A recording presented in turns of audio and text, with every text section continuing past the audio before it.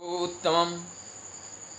हम लोग एक शब्द सुने हैं और बहुत ही ये शब्द आता है हमारे स्पिरिचुअल जीवन में कि आत्म उन्नयन, और एक शब्द आते हैं जो आध्यात्मिकता।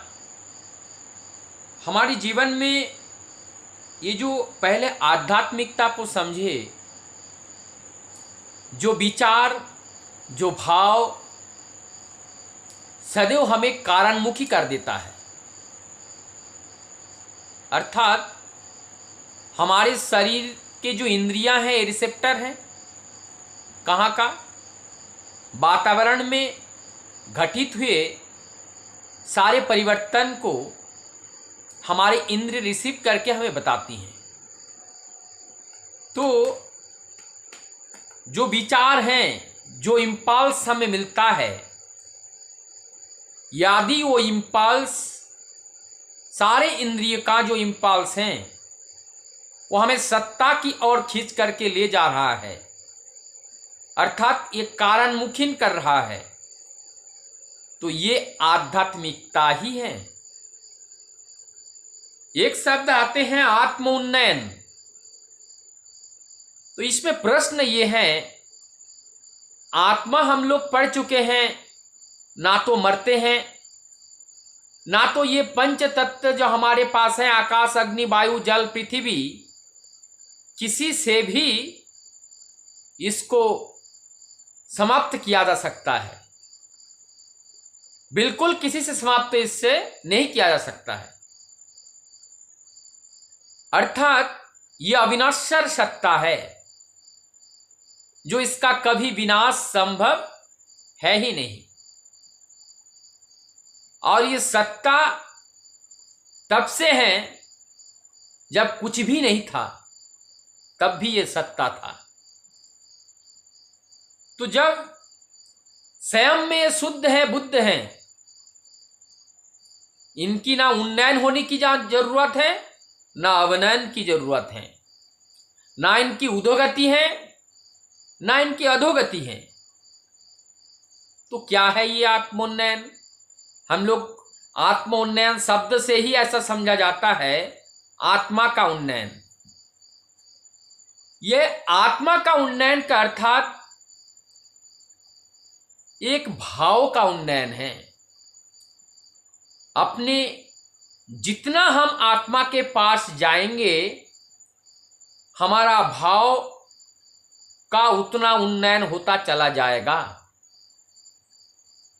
तो अर्थात यहां आत्म उन्नयन का मतलब हुआ इस देह के माध्यम से, क्योंकि देह में ही वो आत्मा है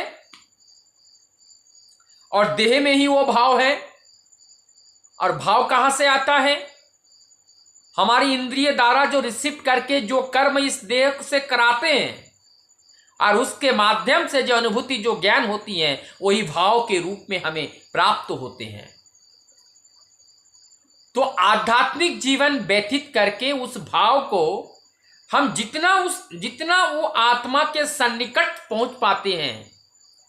एक शब्द आते हैं आत्मदर्शन, एक शब्द आता है आत्म साक्षात्कार। आत्म साक्षात्कार का मतलब है अपने को जानो, खुद को जानो, हम कौन हैं, हु इज आई। अपने को जानना है, अपने को ढूंढना है कि हम कौन हैं। तो अर्थात किसको हम ढूंढेंगे? वही आत्मा को, वो आत्मा को ढूंढेंगे। तो आत्मा का क्या रूप है, कैसे वो दिखता है, कैसे उसकी प्राप्ति होगी? वो शुद्ध है, बुद्ध है, दिखता भी नहीं है, निराकार है वो, लेकिन अनुभूति होती है, वो है, उसकी उपस्थिति है। क्योंकि मैं बोल रहा हूं, ये एनर्जी, वो उपस्थिति है, तभी आ रही है। आप लोग जो उपस्थित हैं, आप सुन रहे हैं, आप लोगों के अंदर वो विद्यमान है, तभी आप सुन पा रहे हैं। अर्थात हमारे पीछे एक शक्ति काम कर रहे हैं, जो शक्ति वही आत्मा है, वही ऊर्जा है जो हमारे इस पीछे काम कर रही है। और वो ऊर्जा हमें क्या करती है? ताकत देते हैं, ताकत दे करके कार्य कराते हैं। और उस कार्य के माध्यम करते करते करते करते हम हमारी जो भाव स्तर हैं, कर्म करने की भाव स्तर, सोचने की भाव स्तर, हमारी इंद्रिय की जो रिसीव करने की जो जो जो जो स्तर हैं, वो निरंतर परिवर्तन होता है। अगर हम सदैव सच बोले तो हम धीरे धीरे ज्यादा से ज्यादा सही बोलते जाएंगे, सच बोलते जाएंगे, उसमें झूठ नहीं आएगी। लेकिन अगर एक झूठ बोलना हम शुरू कर दे, दूसरे स्टेप में हमारा ये झूठ दुगुना हो जाता है, वो ब्याज के साथ बढ़ जाता है। इसीलिए एक तरीके से हम कह सकते हैं आत्म उन्नयन का मतलब प्यूरिफिकेशन, आत्म उन्नयन का मतलब सतता के साथ, उन्मुक्तता के साथ हमारी वो सात्वत जो गति है, उस गति के साथ अपने गति का मिलन करते हुए आगे बढ़ना, यह है उन्नयन, भाव का उन्नयन। क्यों? क्योंकि इस ब्रह्मांड में हमारा भाव ही रहता है, आत्मा नहीं। आत्मा तो जहां से आया फिर वहां गया, भाव के रूप में वो विद्यमान रहते हैं कहीं ना कहीं निराकार के रूप में, और उस भाव को दिखाई नहीं देते हैं। लेकिन वो भाव जिस समय उसी भाव का कोई गर्भ मिलता है तभी उनका अवतरण होते हैं।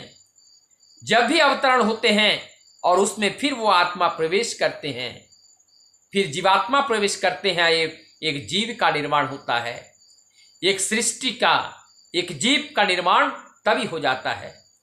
तो आत्म उन्नयन का मतलब हमारी भाव का उन्नयन, हमारी जो भाव स्तर हैं, हमारी थॉट हैं, हमारी विचारों का उन्नयन, हमारी चरित्र का उन्नयन, अर्थात हमारा सुनने का, हमारी देखने का, सोचने का, हमारी धीरे धीरे निम्न से हम ऊर्ध्व की ओर जाते हैं।